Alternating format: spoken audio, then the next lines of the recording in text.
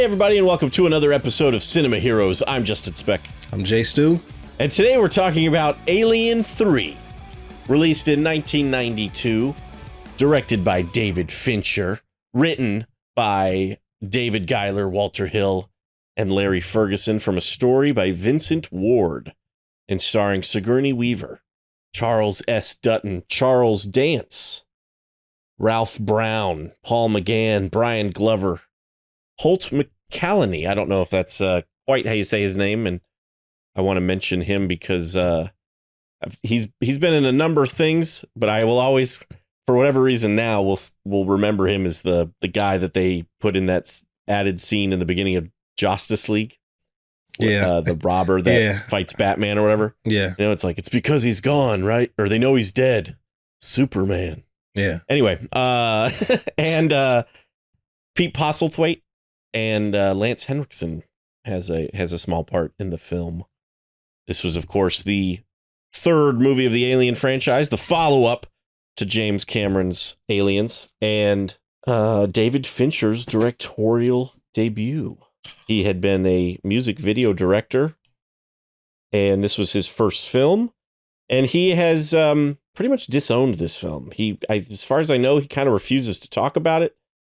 When the special editions came out in the early 2000s, there's a 2003 special edition of this movie. They don't call it a director's cut because they asked him to come back and kind of do it like a director approved special edition. And he was like, no. Nah. So they kind of call it like an assembly cut. I don't know if it was like his first draft, his first cut of the film or what.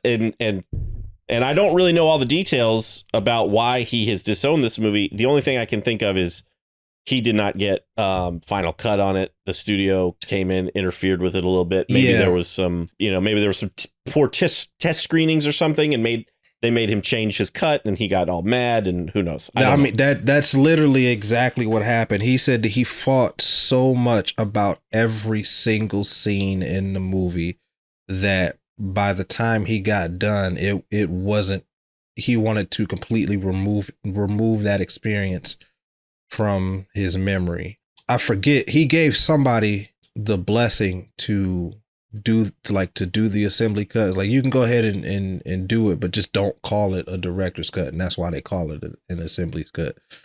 Right. But he fought about literally every scene in the movie. One in particular, which is the most iconic scene in the movie, when the alien is closing in on Sigourney Weaver after it eats Charles Clemens. Charles Dance's character. That's not only is it the most iconic scene in the movie, but it's one of the most important scenes in the movie, because we find out that it won't eat her. Right. But we don't know why yet. And the studio wanted him to cut that scene, and he was like, okay, and then shot it anyway. It's interesting. I really wish that he would. I mean, clearly he's talked about it, I guess, a little bit, because you know a little bit more about it than I do, I suppose. Mm-hmm. But it would be interesting to get kind of an interview with him and a breakdown of what all happened, because I kind of assumed it was after the fact. I kind of assumed it was the script was written, David Fincher shot it, and then there was a fight in post-production. But it sounds like there was a fight throughout pretty much every step of the way. The entire production, yeah. It's funny because I remember hearing something similar with James Cameron and Aliens. James Cameron apparently had a really bad time on Aliens and fought with the studio a lot. And then that movie ended up being really good. Mm-hmm. And I will say, I don't actually hate this movie. I understand why it's been kind of considered such a bad film. And I feel like it's because it is a sequel to Aliens, which is such an action film. Mm-hmm. And people loved Aliens. And for a long time, Aliens was the first one I ever saw. And for a long time, I think a lot of people always considered that one the best one. It was better than the original. I don't know where I fall on that anymore, because I love the first movie so much. But they're just so different that it's hard to compare. And this movie, I think, tried to be more like the first movie. Mm-hmm. It's a slower, much slower paced kind of horror movie than it is an action movie. And so as a sequel to Aliens, I can understand everybody being all like loving Aliens and then wanting to go see the third one. And it is not what they maybe thought it was going to be. Yeah. And so I can understand why people didn't like it. Yeah, I think you pretty much hit the nail on the head. I don't hate this movie, but I don't like it either. And it's because of one specific scene in the beginning of the movie, which like my wife hates this movie because of this scene. And it's because, spoiler alert for any of you that haven't seen this 32-year-old movie, Newt dies. Right. She is killed within the first like 10 seconds of the movie, and they say that she drowned. Her lungs filled up with liquid while she was asleep.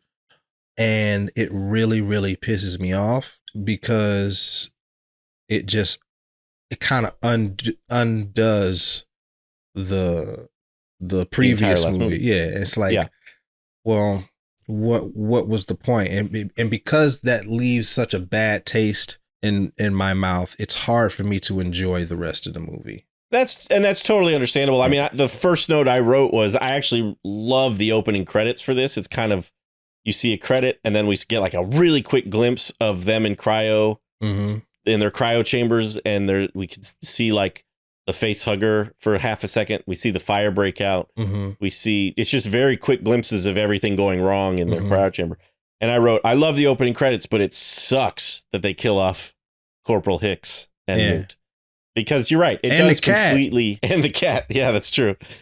And Bishop, really. I mean, Bishop, I know, had been torn apart at the end of Aliens, but he was in there with them. And we get a little bit of Bishop in this movie. But no, you're right. I totally understand that, and I respect that, and I agree. That was my big issue with the movie for a long time, too. It's like she spends the entire movie of Aliens trying to save Newt, finally saving Newt, only for Newt to die. Yeah. It just sucks. But I also understand that Aliens came out in, what, 86 or 87? This was like 5 or 6 years later. They couldn't get the same girl to play Newt, but Newt wouldn't have really aged because they're in cryo sleep. It would have been a little bit difficult. You know, it was a difficult choice on how to start this movie. And so that's the way they went, was just to kill him off and keep Sigourney Weaver. And, you know, it maybe wasn't the right choice, but I can kind of move on from it, even though it does totally kind of ruin Aliens a little bit, you know, because they're dead. I would have either recast Newt or written her off in a more ceremonious way, because just killing her off within the first 30 seconds of the movie was an awful choice. I mean, there are other things about this movie that bother me, but that's the biggest one. Yeah. Well, yeah, and I can understand it. Yeah. It didn't bother me watching it this time around. I've seen this movie. I think this is probably the third time I've watched this movie. Same. And the first time I watched the movie, I think I was pissed off about it. And I don't remember this, you know, I think the second time I watched it, I just kind of knew that that's what they did and thought it was a bummer. And this time I guess I kind of got over it. It's just how it is. You've accepted it. I've accepted it. I went through the 5 stages and now I'm in acceptance. And so, yeah, I don't know. I think I enjoyed the movie the most this time around. And I kind of went into it with not low expectations isn't the right thing, because I knew what to expect. I'd seen it. But you texted me last night that you had watched it and you were like, dude, you barely made 10 minutes into it or something, and you had like lost interest. And so I was like, ooh, okay. And I actually kind of had a fairly good time watching it. It is a very slow paced movie. But I don't mind that. And I remember the effects being really terrible, and they're still pretty bad, but I didn't like it. I didn't hate it. So I don't know. I kind of enjoyed the viewing this time around. It's still my least favorite out of the 3. That's for sure. Yeah. But I I don't think it's like a terrible movie. Yeah. Yeah. Again, I don't hate the movie. I don't think it's terrible. It's just, to me, it's just, it's a good concept, but poorly executed. I like the idea of this alien loose in a space prison. I mean, that sounds like just, that sounds like like the movie's gonna make a lot of money just on that concept alone. Right. But I wouldn't say none of the characters are interesting, but the only characters I care about are, Ripley, Charles Dance's character. I can't remember his name. Clemens, and Charles S. Dutton's character. But Dylan. Yeah, Dylan. But even those characters are like barely. There was a scene when scene at the end of the movie, right when it goes into the third act. I'm trying to think what does Blake Snyder call it? The Dark Night of the Soul. Right. When Dylan is giving his speech, and as great as Charles S. Dutton is, it just wasn't doing it for me. Like the whole scene felt so hammy. Mm-hmm. I just a lot of this movie felt hammy.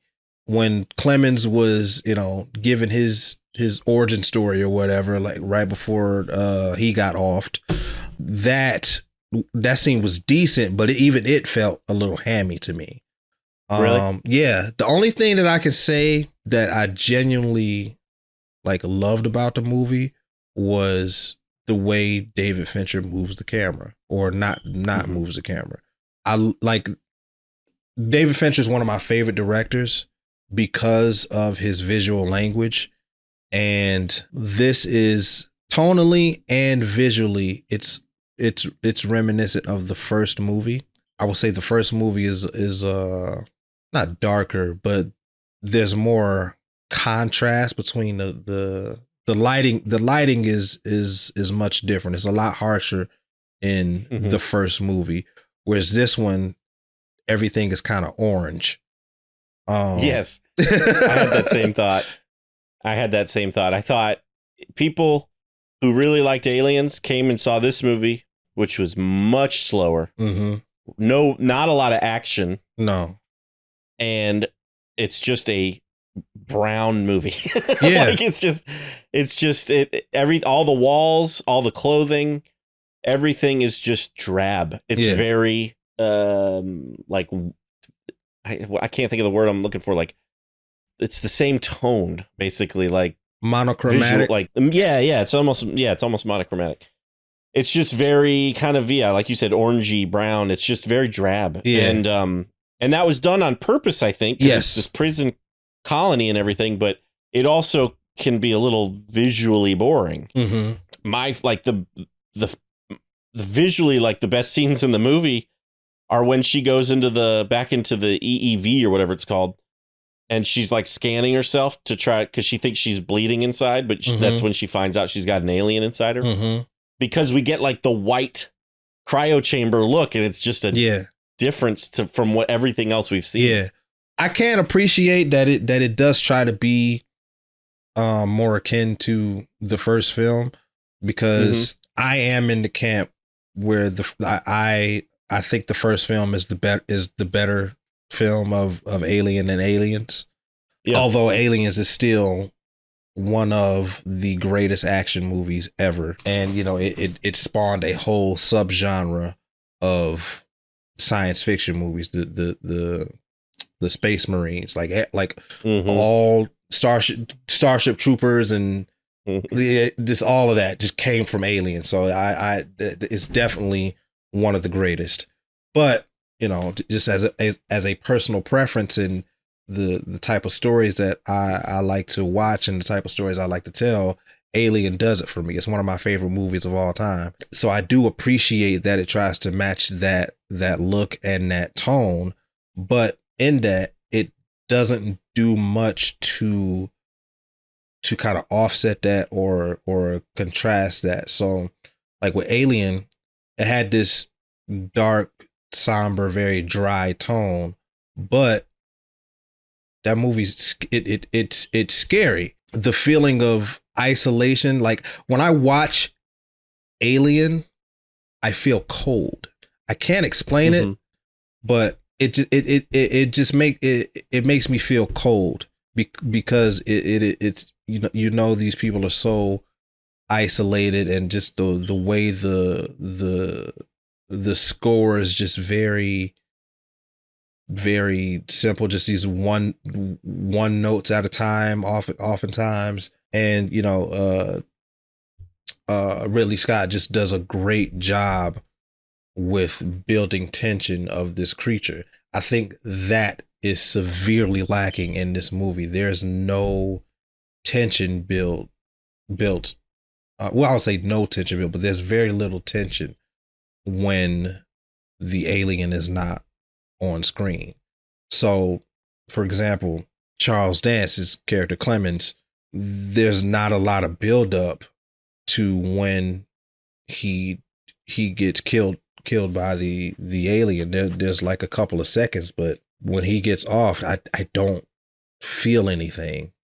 It's really? like, yeah, it's I don't know. It happened so quick after he tells Ripley his backstory, and how he got sent there for killing all these people by giving them too much medicine. It's just it's not I don't know if it was Fincher or the writers or whatever, but when it comes to horror, especially horror like this, it's like a slingshot. You got to pull it back as far as it'll go, and then let it go. They didn't pull the slingshot back far enough for me. It worked for me. Clemens is my favorite character in the movie. Aside from Ripley, I suppose. He gets the most screen time, I feel like, until he gets off. I agree. And his character, I think, is just, I really like how Charles Dance played him. It's funny because Charles Dance plays villains really well. Yeah. He was Tywin Lannister on Game of Thrones. Yeah. The first movie I think I ever saw him in was Last Action Hero, where he played Benedict, where he's got the glass eye and he's the big gun and all that stuff. Yeah. And so to see him as this kind of softer character, soft-spoken, gentle kind of character was pretty cool. And he does it really well. And it's very convincing. I really like his character. I thought his character was pretty well developed. And I liked that it is so sudden after he explains his origin, I guess you could say, that like right after that, he just is killed off. It kind of worked for me. It was kind of shocking.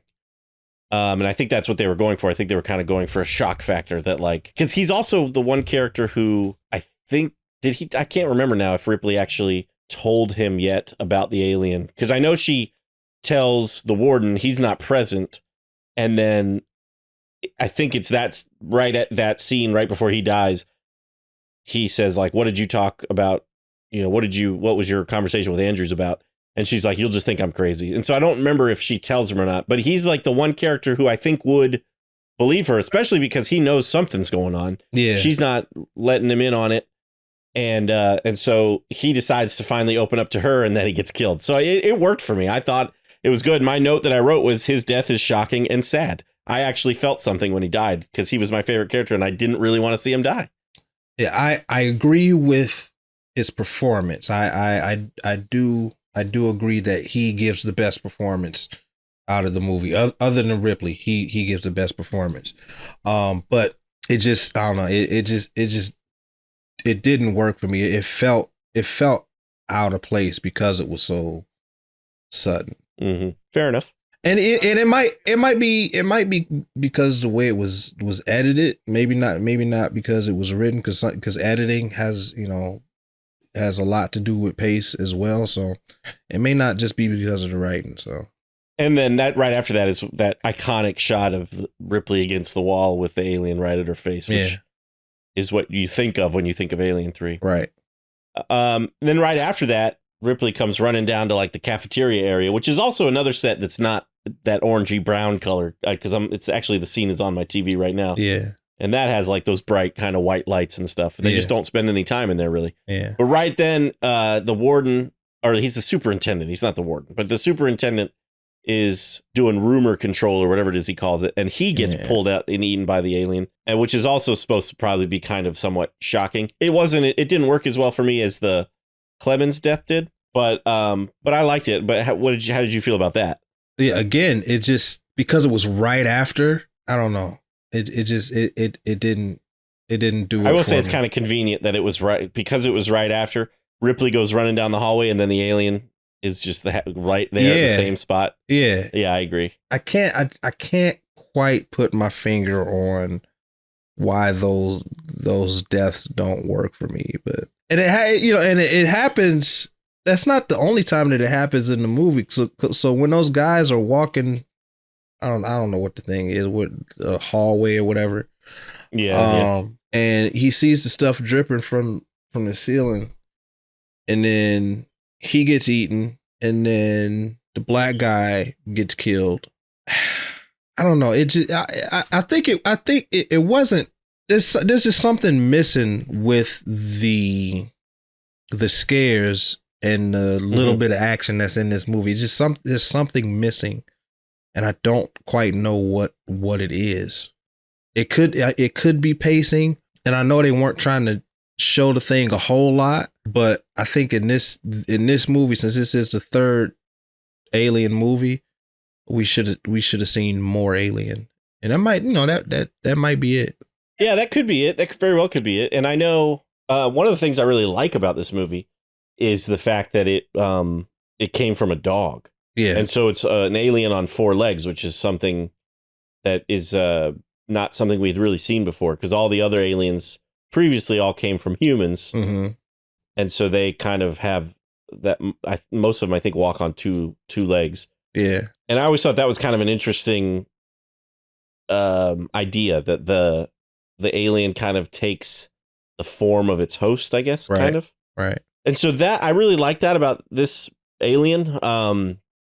But you're right. It seems like they try to keep it in the shadows and keep it hidden until it jumps out at you, kind of like they did in the first movie. Mm-hmm. And that works, I think, at first. Like the first guy that dies, the guy that's in the like shaft by the fan, and they think that he got killed by the fan. Mm-hmm. That kind of worked for me because he thought it was his dog. Mm-hmm. And so he was like, Spike, what are you doing down there? And he's kind of trying to get the light right, and then we see like the head kind of move. That shot kind of worked for me. But after that, You're right. Since we had seen the alien in 2 previous movies, a lot of aliens in the last movie, we don't really need to keep it hidden. The characters don't know where it is and stuff like that. But I think seeing more of the alien would have been kind of cool. Like I kind of agree with you. And I don't know if that would have made the deaths better for you or not, but I agree. I think, and I don't know if it was a limitation for, obviously they went with some CG when the alien is moving quickly. And it was very early CG and it doesn't look great. And I know like Alec Gillis and Tom, or I might be getting the names wrong, the guys who did the makeup effects, they do the makeup effects for, I think, Alien vs. Predator, and I think they became kind of like the alien makeup guys. So I can't imagine that like the makeup didn't look good or the suit didn't look good for whoever's in the suit. So maybe it was just, and maybe they had like an animatronic that didn't look good, and maybe they just didn't want to show it. It was kind of like the Jaws thing, you know, like it just wasn't working, so they had to not show it that much. I don't know. Who knows? I'd be curious to find out why they chose to not show it as much, or were they thinking it was a suspenseful thing? You know, don't show the alien; it'll be scarier that way, which only really works if we hadn't. It works in the first movie. It doesn't really quite work on the third movie. Right. Exactly. It's I don't know. There's just a lot missing from this movie from a story standpoint. It's not necessarily like a thin movie. It's just for me, there's not a whole lot of nuance in it, and which the first movie definitely had. The second movie didn't have it, but it was a completely different type of movie. Right. One of my complaints about this film is it's a little repetitive. Yes. Yeah. I feel like it's a 2-hour film if you watch the theatrical version. The assembly cut, which I have not watched, it's what's playing on my TV right now, but I'm not really paying attention to it, is 2 hours and 24 minutes. So it's even longer. But one of my complaints is I feel like it could have been shortened because there are so many scenes of them like not believing what's happening to them, or saying, you know, like, what are we going to do? You know, and arguing back and forth about like, you know, I just want to get off this place. You know, we're going to get saved, and no, we have to fight. Like, it was just, I remember there was, especially before they kind of go all in on fighting this thing. Mm-hmm. Sigourney Weaver is talking about how, you know, I remember feeling like there was multiple scenes of her being like, we are going to die. And they're like, no, we're not. You know, it's just like kind of a thing.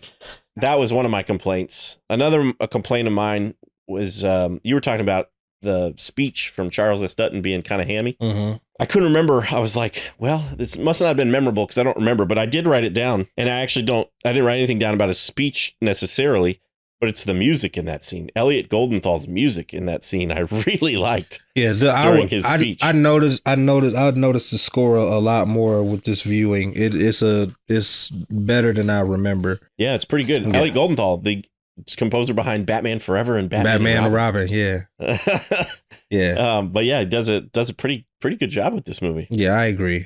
But that speech, and I think that's the reason why I don't like the speech, is because they've had so many scenes like that, and that scene in particular is supposed to be this big, crucial, important scene, and it doesn't work because we've seen it 30 times before.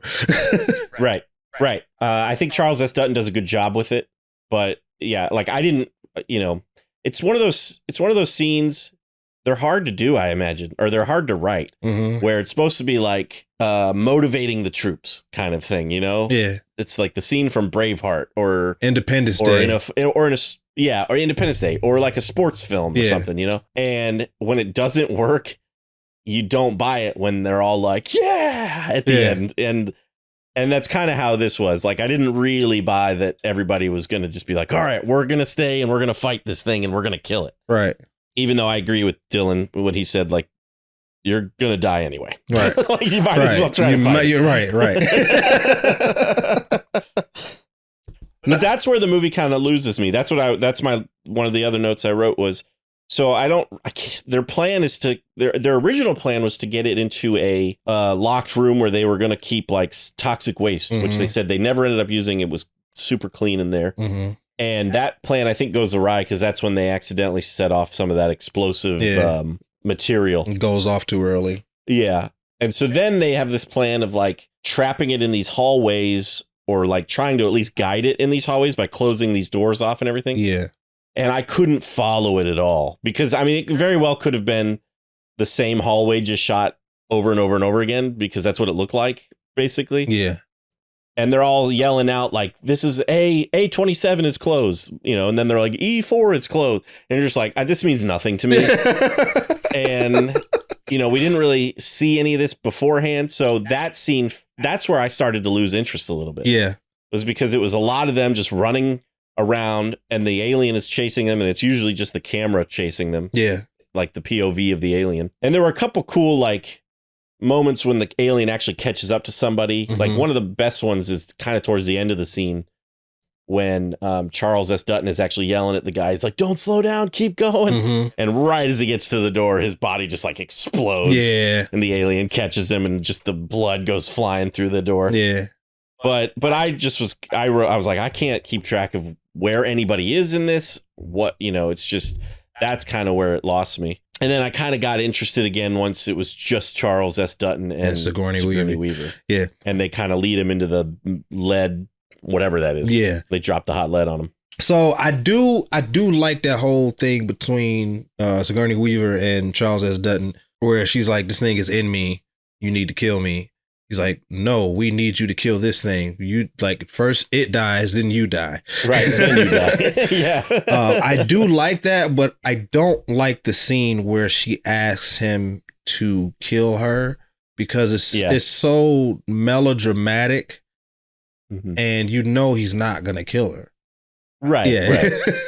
they could have skipped that whole part and just like, and maybe not skip it, but just do it differently, because that was drawn out too long for me. It was drawn out. I like, there's a shot of Sigourney Weaver with her back to Charles S. Dutton, and he's looking at her like, I'm about to kill you. That shot was really well done, but I agree, it just goes on for a little too long. When he finally swings it, you know he's not going to kill her. Right. They could have just cut that out, or had him just maybe look at her, but then immediately be like, no, we need you to kill this, you know. Yes. Then you can die. Yeah. It doesn't have to have the whole swing and then all that stuff. Yeah. So I agree with you there. Question about the alien inside Ripley. The reason that it takes so much longer to gestate in her body than it does, like, say, in the dog, is because it's a queen that's inside her, right?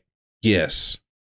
Okay. Because I was thinking, because I remembered that she had an alien inside her. Like, that's something I remembered from earlier viewings. And when the dog, the facehugger gets to the dog after they crash land on the planet, and then pretty much immediately chest bursts out of that dog.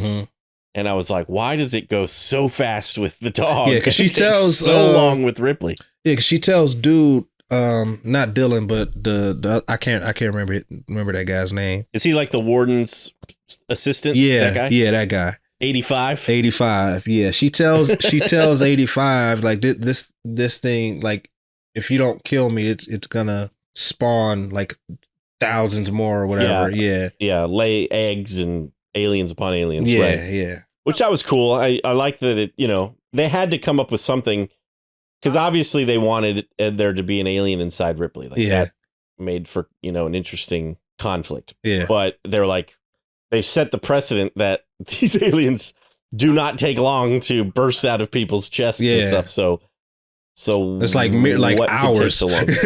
Right. And so they were like, the queen takes longer. And so I was like, okay, sure.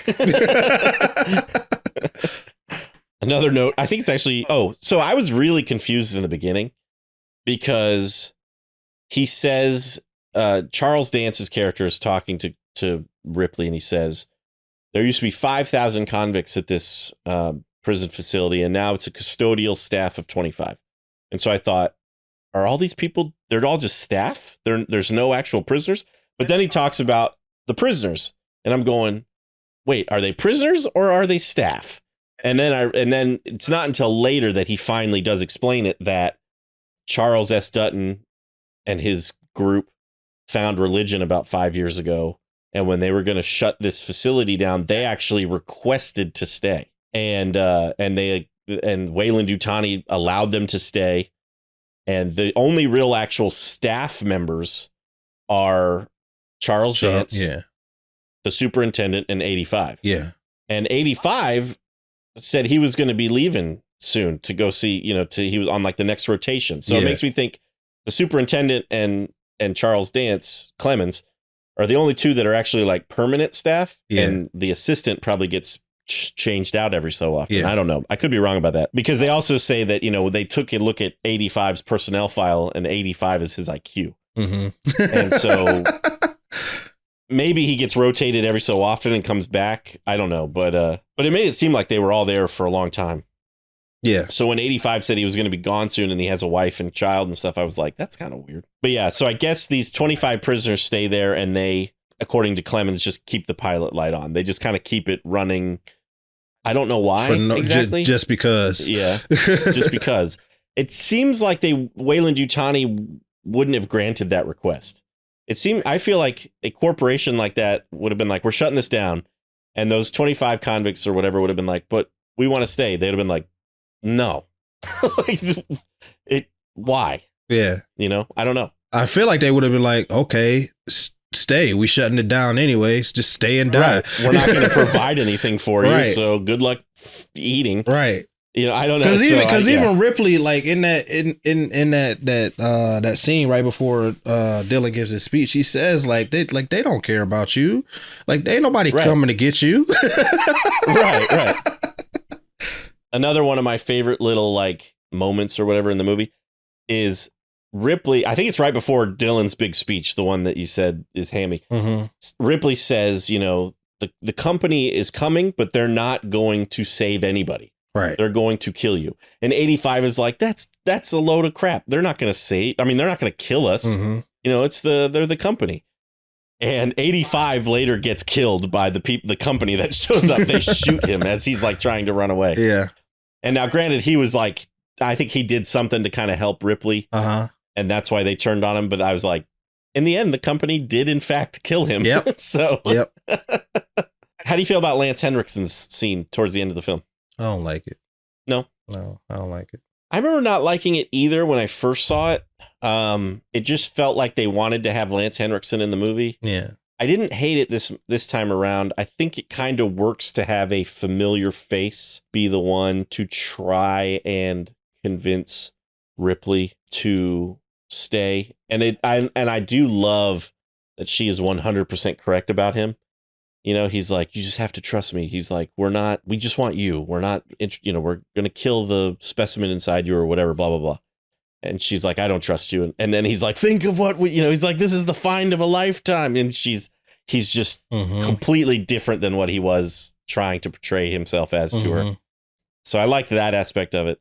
And Lance Henriksen is a great actor, and I'm glad that, I like seeing him. But yeah, I don't know if that would have worked better with a different actor or not. There's nobody in the movie. They say, he designed Bishop or the androids, and the company thought that a familiar face would be comforting or whatever to Ripley. I don't know. It kind of works for me this time around, but yeah, I don't know. I don't know how you would do it differently with a different actor, because then I think she would have just been not trusting, or wouldn't have even thought about trusting him from the get-go if it had been, some other guy from Weyland-Yutani. Yeah, I mean, from a story standpoint, it makes sense. I just, like you said, it feels like they did that just so they could get Lance Henriksen and like in the movie, and not just playing Bishop or a piece of Bishop. right. Which in that scene, I don't think. I mean, he does the voice, obviously, but that looked like it was all animatronic or whatever. Yeah, I like that scene. I felt for Bishop. Yeah, even though he's an android. Yeah, and he's like, "I hurt. Please disconnect me." Yeah, I was like, "Oh man, that's right." I don't. Oh well, we got to talk about the ending. But real quick, my only other note that I wrote was 85 says, we've got loads of flashlights. We just don't have any batteries. He's like, nothing works here. Very next scene, he has a flashlight and another character has a flashlight. I was like, well, okay, I guess something works. Work. Yeah, something works. But we got to talk about the end and the decision to kill off Ripley. This was something that I knew happened before I ever saw the movie the first time. It was just something that I guess a few years after the movie came out or whatever, just became kind of known in pop culture that Ripley dies at the end of Alien 3. And I remember thinking at the time that it was a ballsy move on the filmmaker's part to kill off the main character of this franchise. But I kind of like the ending, and it's a little borderline cheesy because it's like she falls really far. It's like, again, it's one of those things. It's like, how huge is this sea of fire in the middle of this prison? But I also kind of like when she falls and the thing bursts from her chest and she like grabs it. It just, I don't know, it's kind of fun. But I kind of think it's cool that they decided to kill off Ripley at the end of this movie. I think it's cool that they decided to kill off Ripley. But the scene is very cheesy. It's yeah, super cheese. I assume it's the exact same in the special edition version. I'll have to find out. Yeah. But yeah, I thought it was pretty cool. I thought it was an interesting move. And I guess maybe Sigourney Weaver thought, and I don't know if she's a producer on this film. So I don't know if that was something that was her, maybe sometimes I always wonder, like, yeah, I'll do one more movie, but I want you to kill off Ripley. Yeah. That it's something like that. I don't know if that was like the case. Harrison Ford and Star Wars. Yeah, right. Yeah, exactly. So I don't know. Be curious to find out. But of course, this was not the final Alien film. Sigourney Weaver comes back for the next movie, which we will get around to doing, called Alien Resurrection. Yay. I've never seen Alien Resurrection. I think I've seen it once or twice, and I would rather watch this movie. So I'll just leave it at that. Well, all right. I don't know if I'll include this part either, but I feel like I got to tell you. My first memory of Alien 3 is my parents' anniversary is in December, and I remember them. They used to go out of town for their anniversary a lot and leave us with a babysitter for a few days. That December, I remember, was when Beauty and the Beast was out in theaters in '91, and Hook. And the babysitter that stayed with us that year took us to go see Beauty and the Beast. Wherever my parents were, they went and saw Hook for some reason. I don't know if they were seeing it to see if they were kind of doing a test screening to see if it was okay for the kids to see it. I don't know. But they went and decided to see Hook. And my mom told this story, not to us, but I was like in the room as she was telling the story. And she said they played whatever theater they went to, because I'm pretty sure the trailers are up to the theaters, right? What trailers go in front of movies? Yeah. Yeah. This theater made a terrible decision and put the trailer for Alien 3 in front of Hook. And so, because they show the alien like that, probably that scene of the alien like right by Sigourney Weaver's face. And she said kids were crying in the theater. And so when we went to go see Hook, I was terrified that we were going to see the Alien 3 trailer. And I remember I had my eyes closed for like all of the previews because I did not want to see this alien and like have nightmares. Oh man, that's funny. That reminds me very much of a story. Something that I did at the movie theater. I don't know if I told you this, but there was some kids movie playing. I can't remember what it was. It was in 2011. So whatever kids movie came out in 2011, I had opened that day. So I had arranged all the trailers and movies and stuff because it was, it was digital. So right. I did all of that and everything, was going just like a normal day up until like the 4:00 show. And then when it got to the 4:00 show, I'm really blanking on what kids movie it was supposed to be. But these people start coming down out of the movie theaters like, what movie is what trailer is this? I'm like, what? Because, at that point, it had been 2 showings of whatever movie it was supposed to be in that theater. I'm like, nobody else came down and complained. Why all of a sudden is there a different trailer playing? Yeah. And it turns out that it wasn't a trailer. It was a movie. The trailers were correct, but the movie was wrong. The movie was Sucker Punch. Oh, God. And there were children in the movie theater, obviously. And Sucker Punch is not a children's movie. The little boys might like it, but it's definitely not what it was. I can't remember what it was supposed to be. Maybe like Despicable Me or something. I don't know. Right. But yeah, needless to say, I was quite embarrassed. I was like, my bad. Yeah. Oops. But the movie had played twice and nobody said anything? No, but so I put the wrong movie on for that particular showing. All the other all the other showings were correct except that showing. That one. Yeah. Okay, that's good. Yeah. I just thought the other families were like, well, I guess this is what we're seeing now. Well, all right. Well, let's go into a rating for Alien 3. I think you've gone first the last couple times or last time, so I'll go first this time. My rating is going to be a little higher than I think you would prefer or how you would rate it. But like I said, I kind of enjoyed watching it this time around. I do have a couple of issues with it, like the repetitiveness, but overall I thought it was actually pretty good, or pretty decent, I would say. Not nearly as strong as the first 2, but I liked it for the most part. So I'm going to give it, I'm debating. I going between 3 and 3.5, and I'm kind of leaning towards 3.5. Alien dogs. No, that's terrible. 85 IQs. I don't know. So I'm gonna go with 3.5. That's my score. Yeah, I'm definitely gonna go lower. This movie for me, it's not terrible, but it barely scratches acceptable. Like it's competent, but in the loosest sense of the word. So I'm gonna go 2.5. I don't know, 2.5 alien dogs, I guess, because it's not a xenomorph. It's something else. So yeah. And originally I was thinking like the dog Spike that actually the alien came out of. I was like, dead dog. But that was terrible. I didn't want to go with dead dogs. So I was like, I don't know. Yeah. 2.5, or how about 3.5 shaved heads? Yeah, because everybody has a shaved head in this movie. They have a lice problem apparently in this prison. I'll go 2.5 face huggers. There you go. That works. Alrighty. Well, We'd love to know what you think of Alien 3. You can always let us know at cinemaheroes.com. You could comment on our Instagram posts, or if you're watching this on YouTube, leave a comment down below. Give the video a thumbs up and subscribe to the channel if you haven't already. We'd love to hear from you however you want to reach out to us. I think that about wraps it up for this episode, though. I'm Justin Speck. I'm Jay Stu. As always, thanks for listening. Thanks for subscribing.